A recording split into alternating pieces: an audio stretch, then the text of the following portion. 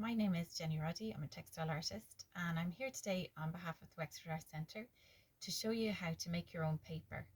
And we're going to put seed inside it so that it'll also grow you some food.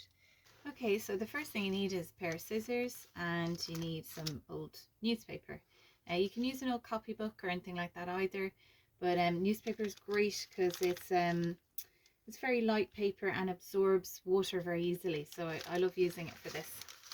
So then I just want you to cut strips probably about 1 inch thick. I have my paper folded over just for economy. I'm going to cut you up all of this piece of paper into strips 1 inch long. Once you have all of your strips cut up, just take them and cut them into like 1/2 inch pieces. So we want them quite small because again it helps with the absorption of the water, and the pulp that you're going to make for your paper will be much easier to make if you do it this way. So once you've finished cutting up all your pieces of paper, I want you to fill a pot of water, and I've put about 2.5 litres of water in here, and then just take all of your cut up pieces of paper and place them into the water.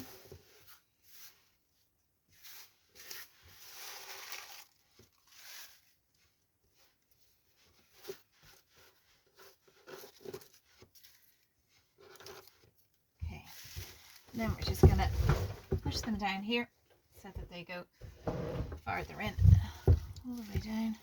Just get them all submerged in the water.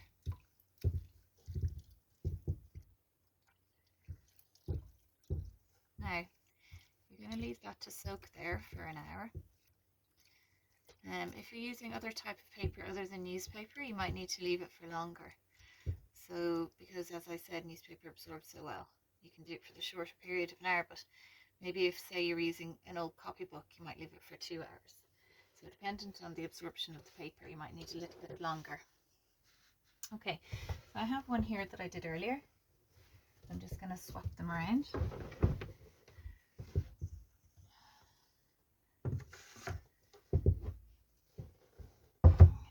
This one has been absorbing water now for an hour, and you can see that it's starting to pulp up. So all you need to do with this, because it's the newspaper, as I said, all you're doing is blending it with your fingers. So get in there and start to mush it up. Probably takes about 5 minutes or something like that to get it into a nice consistency. You'll see the grey ink from the paper is starting to fill in the water there as well. Okay, so we keep doing that for about 5 minutes. So when you have your pulp to a nice consistency, so you can see it's kind of mulched up, but there's still little fragments of paper in there. You can see the bit of print on or little bits of colour, and that's nice because it'll show through in your finished piece. And the next thing to do then is you need to try to extract that pulp. So I have a little yellow cup here, so I'm just going to put them into here once I get them. So what we do is we just take it out in handfuls. Using our hands, we drain the water out. And you're squeezing the water out.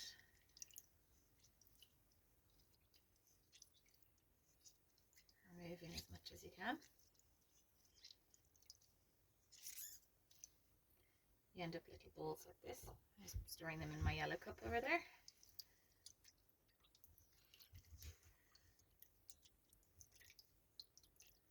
And this is going to be the pulp. That's going to be the basis for our paper.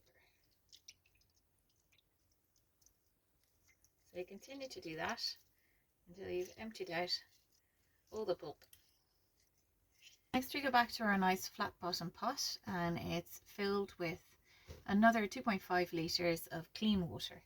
So I'm going to get these little balls that I made from the pulp, and I'm going to put a few of them in. So it really should equal about, the quantity should be about 2 tablespoons, 2 large tablespoons of pulp.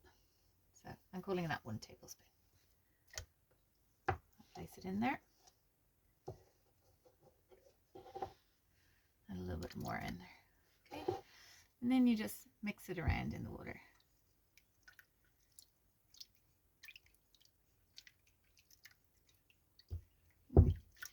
Next, to add a little bit of colour to what we're doing, I've gone outside and I've got a few little dandelions. I don't generally like to pick dandelions because they're the first food for the bees that come out. It's only April, so I try to avoid doing it, but we have so many growing in the garden, I'm not too worried. So all we need to do with the dandelions is take out these little petals, put them into our water. I'm just pulling them out. He's going to add a nice little bit of colour to our paper. Very easy to pull them out. Luckily, dandelions in Ireland are available to everybody. So they grow on the edges of pavements, on the sides of roads, and in gardens. An amazing flower.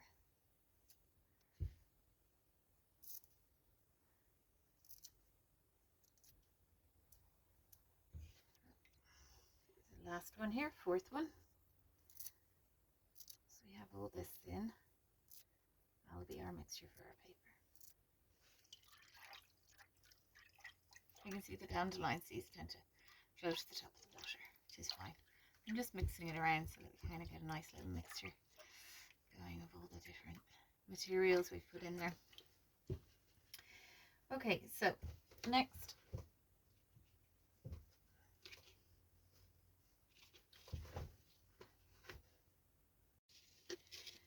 you're going to be taking out your flat bottom sieve, but I wanted to show you this. As I don't have a sieve in the house, what I've done is I've used an old salad bowl and I've cut the bowl part and the lid part, made 2 holes in them. And I've got an old bit of, this is a little bit of linen actually, but you can use muslin, is probably better, because its weave is a little looser. And then I'm just pressing these between here, like so.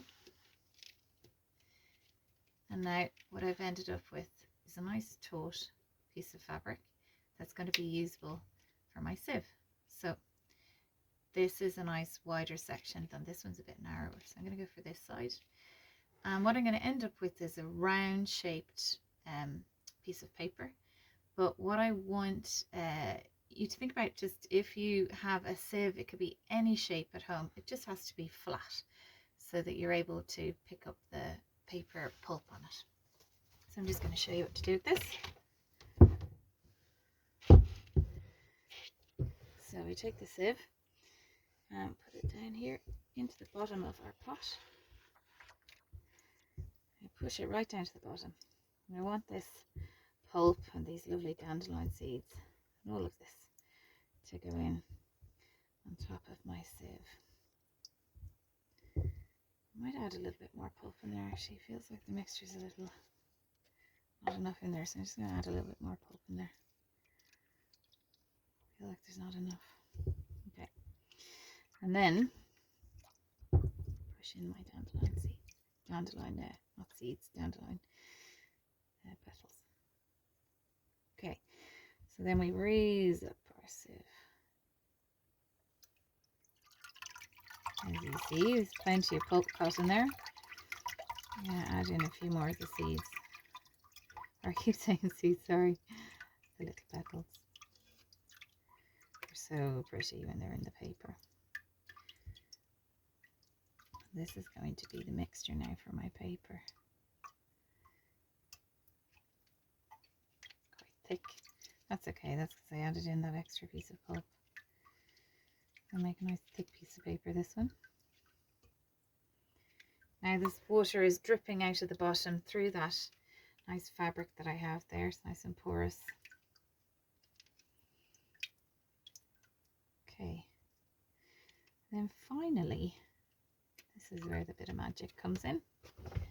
We're going to get some seeds here. So these are my cress seeds. I like using cress seeds because they're so small and they grow so easily. They need very little to adhere to the roots in order to grow, so they're perfect for this kind of piece of paper. So just going to move this pot over. Now that much of my water has gone.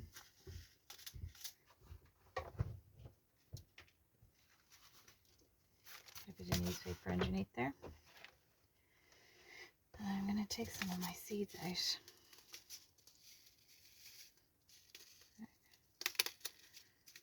These are little fine seeds. You could experiment with other seeds and see what works. We all remember growing cress when we were children in the primary school. Know how easy it is to do. They're wonderful little seeds. And they're food, even nicer. So, I don't know if you can see that, I'll show you now in a second, but I'm just trying to put these cress seeds all around on top of the pulp.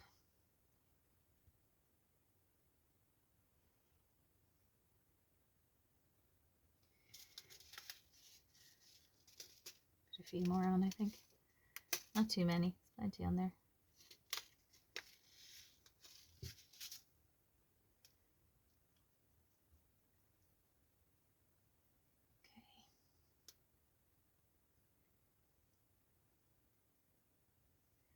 Okay, so I'm just going to press them down so they bond in with the pulp. Pushing it together. I've put newspaper underneath just so that it absorbs any water and doesn't go dripping down your table.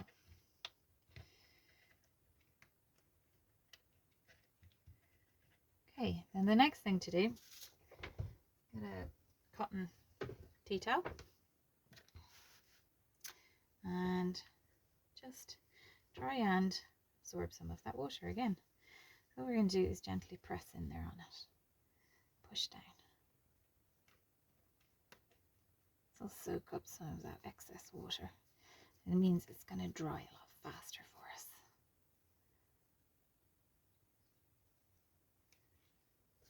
Okay.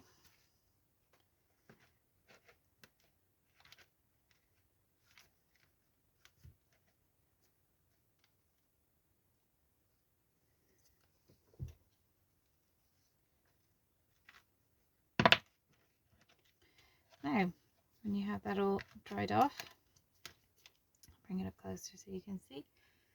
You can see this lovely mixture there. Pulp, seeds, and little dandelion petals.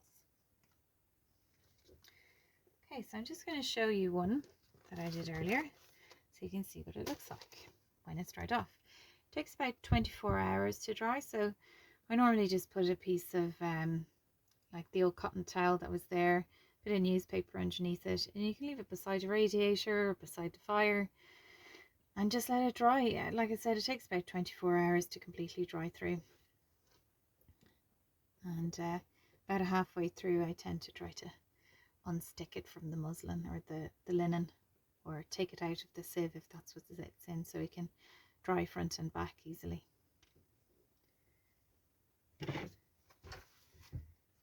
So here is one that I did earlier. You can see it's dried. So this is the back, this is the front. Okay, so the idea then is that if you want, you can use this as a nice piece of paper, and you can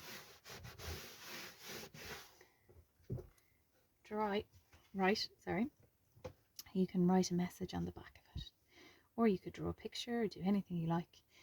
And if you write a message, you could send it in the post to somebody. So it's a really nice gift that you can give somebody, something that they can read and something that they can grow.